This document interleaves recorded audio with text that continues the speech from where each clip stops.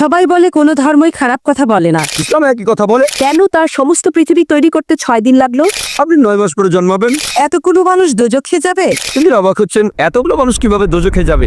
কোনো ধর্মই খারাপ কথা বলে না, কিন্তু মুসলিমরা কেন অন্য ধর্মের লোকদের ইসলাম গ্রহণ করতে বলে? বোন, আপনি বললেন সব ধর্মে ভালো সব কথা থাকে, কিন্তু মুসলিমরা আমাকে ইসলাম গ্রহণ করতে বলে কেন? অন্য যেসব ধর্ম আছে সেগুলো যা বলে তার বেশিরভাগ কথাই ভালো, তবে ইসলাম ভালো কথা বলার পাশাপাশি আপনাকে দেখাবে কিভাবে সেটা অর্জন করতে হয়। আমি উদাহরণ দিয়েছি, সব ধর্মই বলে চুরি করো না, ইসলাম একই কথা বলে, তবে ইসলাম দেখিয়ে দেয় কিভাবে সেই অবস্থানে যাবেন যেখানে কেউ চুরি করে না। জাকাত দেন, সাহায্য করেন, এরপর কেউ চুরি করলে তার হাত কেটে ফেলেন, তাহলে চুরি করা বন্ধ হয়ে যাবে, কোনো অপরাধ থাকবে না। এজন্যই আমি বলেছিলাম যে ইসলাম ভালো কথা বলার পাশাপাশি আপনাকে দেখিয়ে দেবে কিভাবে সেটা অর্জন করতে হয়। যদি সর্বশক্তিমান আল্লাহ যে কোনো কিছুই তৈরি করতে পারেন, কেন তার সমস্ত পৃথিবী তৈরি করতে 6 দিন লাগলো? বোন প্রশ্ন করলেন যে আল্লাহ যদি যে কোনো কিছু সৃষ্টি করতে পারেন তাহলে কেন 6 দিন সময় নিলেন?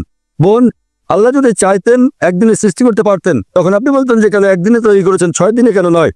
কারণ আল্লাহ 6 দিনে এটা বানাতে চেয়েছেন। কোরআন বলে যে আল্লাহ যা ইচ্ছে করেন তাই সৃষ্টি করতে পারেন।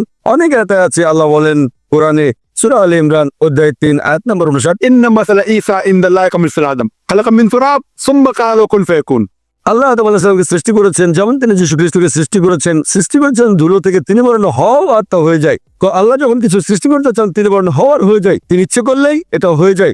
আল্লাহ যদি ইচ্ছে করেন আপনি 9 মাস পরে জন্মাবেন, তাহলে আপনি 9 মাস পরে জন্ম নেবেন। আল্লাহ যদি চান 1 সেকেন্ডে, তাহলে মাত্র 1 সেকেন্ডেই।